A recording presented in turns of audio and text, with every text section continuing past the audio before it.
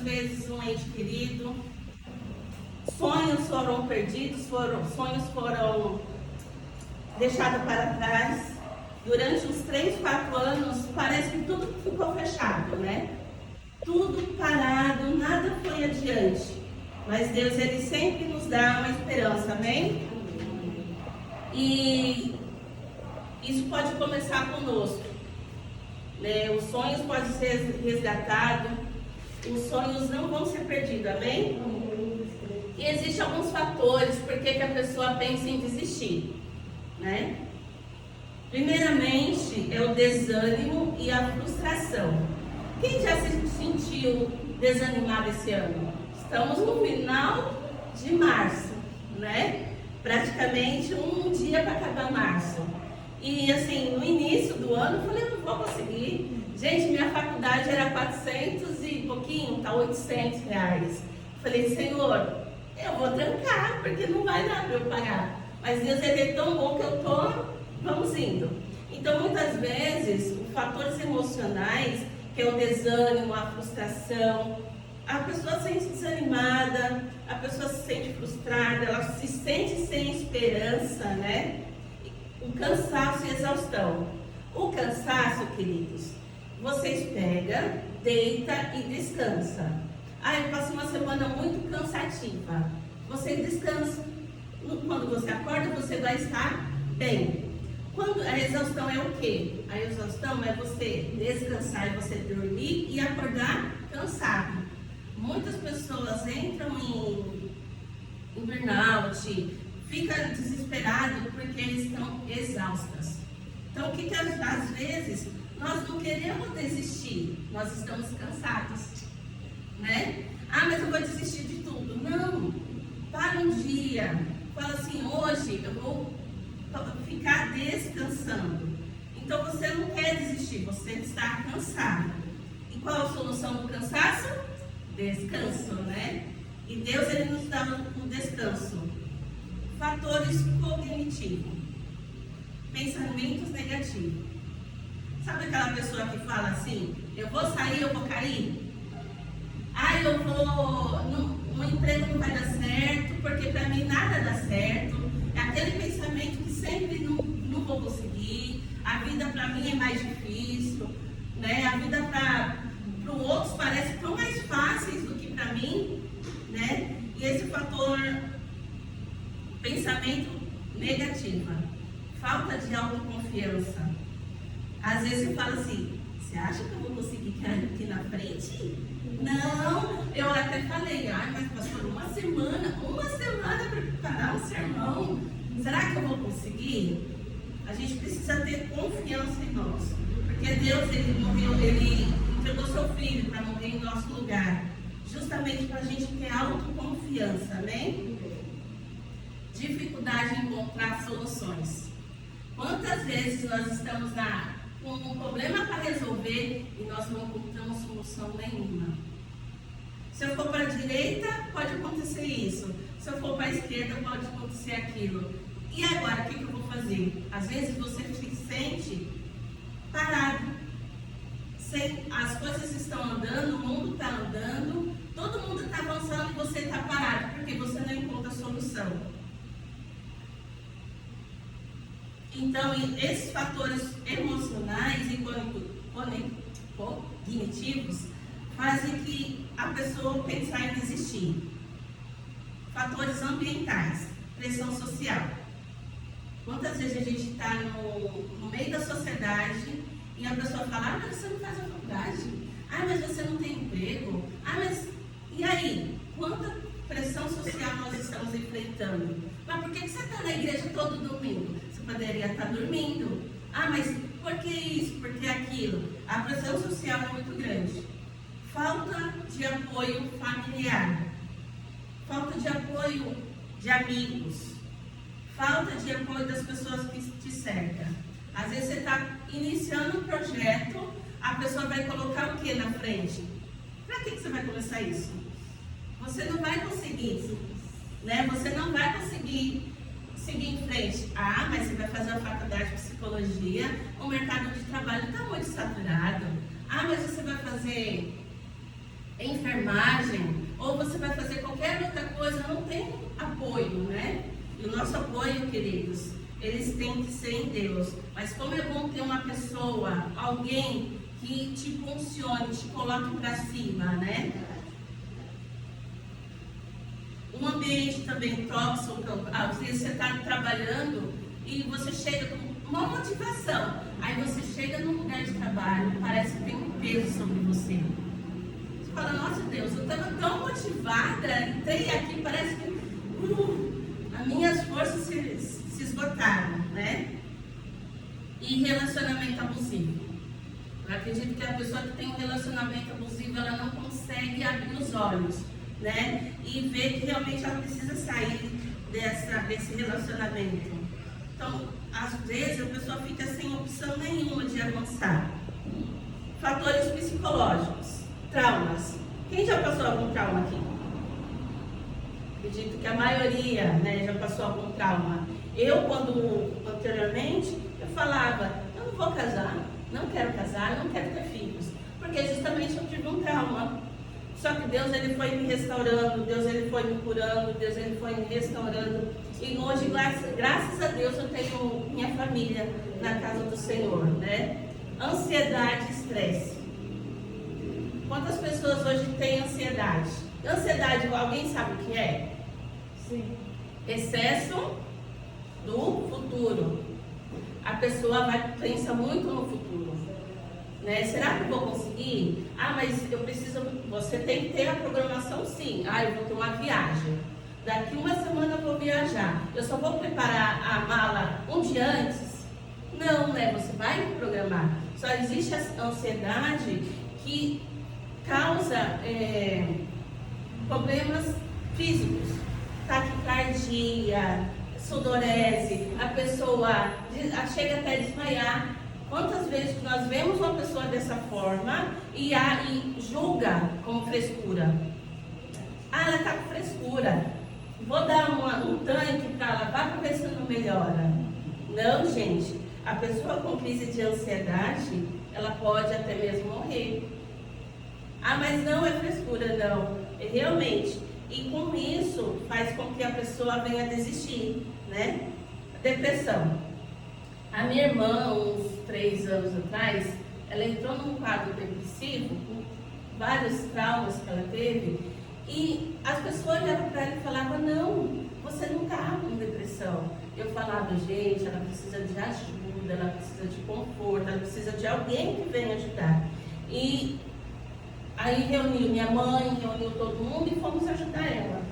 Isso, a depressão, a pessoa sente sem motivação. A motivação nenhuma para se levantar, até mesmo para comer. Como que a pessoa fica sem comer durante o dia inteiro e só faz uma refeição? Isso é depressão. É uma tristeza que você não sabe de onde vem, nem para onde vai. É uma tristeza que você não tem, sabe? Você olha o sol, você fala assim, nossa, eu estou olhando o sol está brilhoso, está lindo. E a pessoa depressiva, ela não tem apreciação, esse desejo, essa vontade de viver, né? Existem 2 personagens na Bíblia que nos fazem olhar de uma forma diferente. Judas Cariotes, ele era um dos 12 discípulos. Ao invés de ele proteger Jesus, ele simplesmente pegou e entregou por 30 moedas de prata. 30 moedas de prata, ele simplesmente pegou e falou assim, eu quero essas moedas para mim, que eu vou entregar aos meus amigos, o meu amigo. Judas, ele tinha tudo aquilo que eu falei. Ele estava desanimado, ele estava frustrado, ele tinha ganância, ele ficava desconfiado, ele tinha ressentimento, ele tinha todos aqueles fatores. Por isso que Judas desistiu da vida dele. Vamos abrir a Bíblia em Mateus 27, de 3 e 5.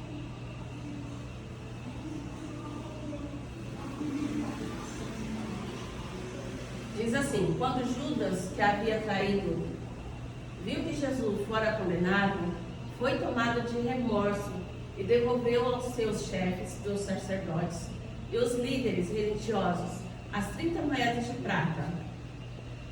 E disse: pequei, pois caí um sangue inocente.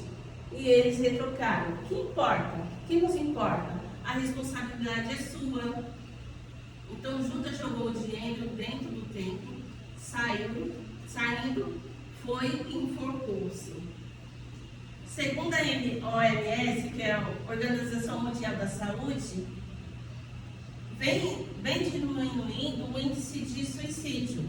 Só que, porém, 800 mil pessoas se suicidam durante o ano inteiro. É quase 1 milhão de pessoas que resolvem desistir totalmente da sua vida.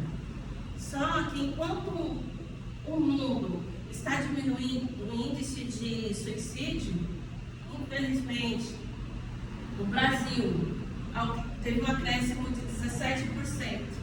Por que nós não estamos conseguindo alcançar essas pessoas que estão pensando em desistir da sua própria vida? Né? Você desistir de um sonho, você desistir de um projeto, é uma coisa. Agora, desistir da própria vida, gente, é você não mais existir, né? Deixar todo o sofrimento para sua família, para os seus amigos. E muitas vezes a pessoa escreve uma carta, deixa um bilhete, dá alguns sinais: olha, eu preciso de ajuda, né? Vamos também aqui em Lucas 22. Eu falei de Judas, né? Também existe Pedro. Lucas 22, 31.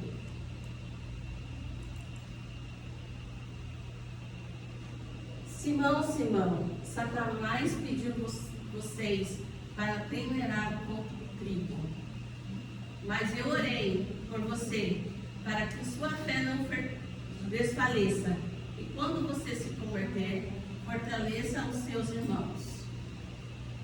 Mas ele respondeu: estou pronto para ir contigo para a prisão e para a morte. Respondeu Jesus: digo-lhe, Pedro, que antes que o galo cante, hoje 3 vezes você me negará.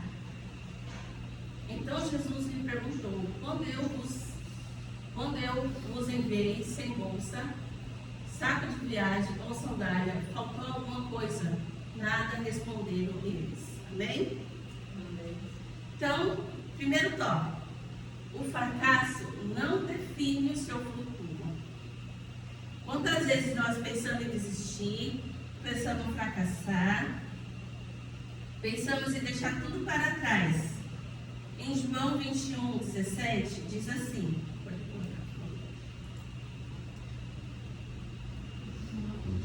João 21, 17.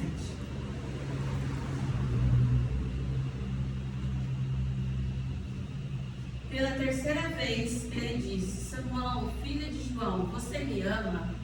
Pedro ficou amargurado por Jesus, que ele tinha perguntado pela terceira vez: você me ama?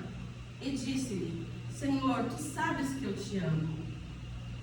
Então cuide das minhas ovelhas. Então, o fracasso ele não vai definir o seu futuro. Ele vai continuar. Você pode fracassar sim. O fracasso é uma oportunidade para aprender e crescer. O importante é manter a fé e a esperança em Deus. Você pode fracassar, você pode errar, porém, você vai aprender com ele. O fracasso faz parte da nossa jornada. O importante não é a queda, mas a disposição de se levantar. Devemos buscar restauração em Cristo e seguir em frente, sabendo que Ele nos sustenta.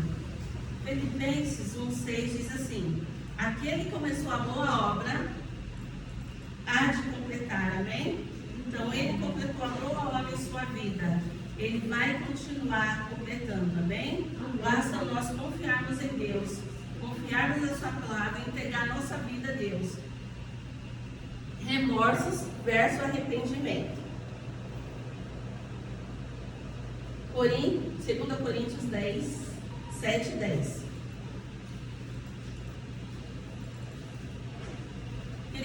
tem uma diferença do remorso e do arrependimento.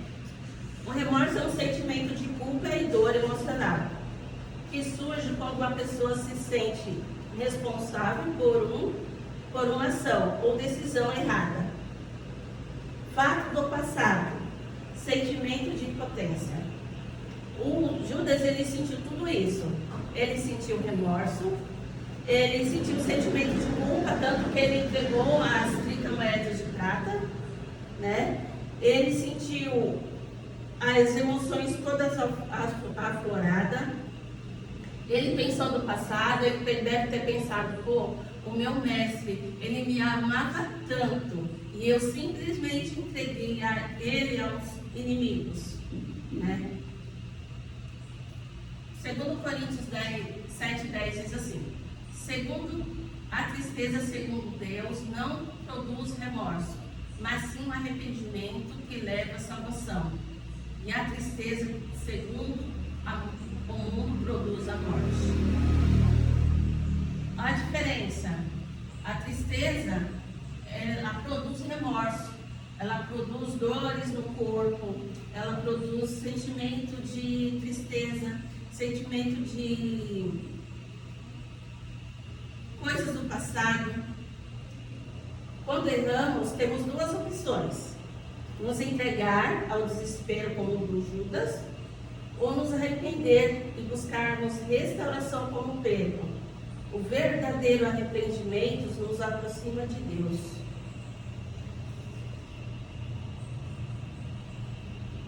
Salmo 51:17 diz assim: Deus não rejeita um coração quebrantado.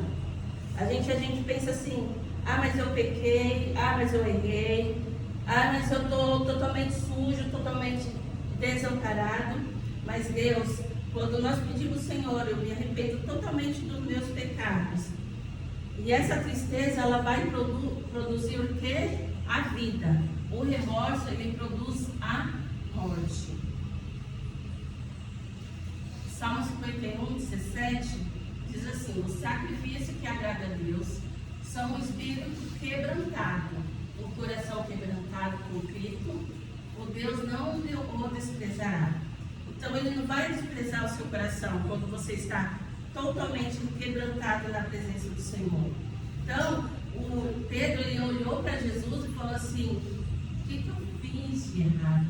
Eu neguei o meu mestre, aquele que estava comigo durante 3 anos e meio, eu neguei ele. Aí, logo em seguida, ele falou assim: mas eu tenho Jesus para me arrepender desse pecado. Judas não, Judas sentiu aquele remorso e simplesmente resolveu se enforcar, resolveu apagar toda aquela dor que ele estava sentindo. O arrependimento, ele tem um sentimento de culpa e um desejo de mudança. Ele foca no presente e no futuro. Então, assim, enquanto o remorso, ele tem um foco no passado, o arrependimento, ele tem um foco no presente, no agora e no futuro. Porque ele sabe que no futuro, ele sabe que no presente, Deus, ele restaurou. Deus, ele está curando, Deus, ele está restaurando. E ele vai ter um futuro juntamente com ele. Amém? Deus ainda tem um plano para você. Jeremias 29:11 diz assim: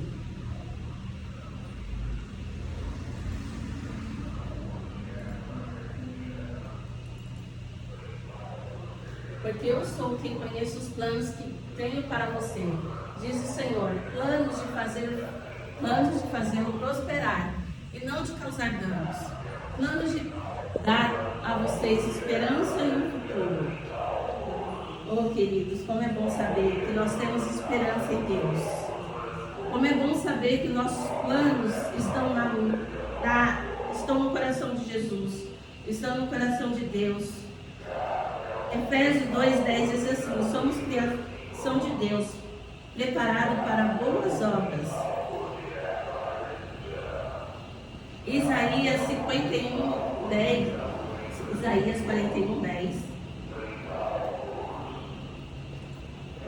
Como é bom saber, queridos, que os planos do Senhor são bem melhores e bem maiores que os nossos, amém? Por isso não temas, pois estou com você. Não tenha medo, pois eu sou o seu Deus. Eu fortalecerei e ajudarei. Eu segurarei com sua mão direita vitoriosa, amém? Glória a Deus. Amém. Aleluia. Essa é a nossa esperança, querido. Ele tem planos bem melhores para nós. Ele quer fazer planos maravilhosos, queridos. Basta nós queremos realmente a presença do Senhor. Aplicação: se o seu erro não cancela o propósito de Deus para a sua vida. Pedro, ele falhou, mas foi restaurado e se tornou um líder poderoso na igreja. O mesmo Deus que restaurou Pedro, Ele quer restaurar a sua vida. Ele tem um plano para você, Ele não desiste. Confie nele e obedeça os seus caminhos, amém? A graça de Deus é maior que o seu pecado. Romanos 5:20.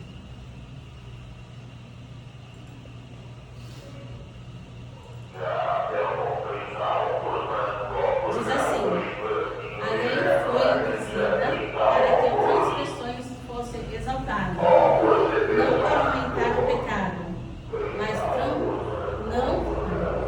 onde aumentou o pecado, transbordou a graça. Amém? Glória a Deus, aleluia. Independente dos nossos erros, independente dos nossos pecados. Você fala assim, mas eu não pequei tanto. A gente, quantas vezes nós olhamos as pessoas de fora, né? Nós olhamos o povo lá que estava dançando carnaval.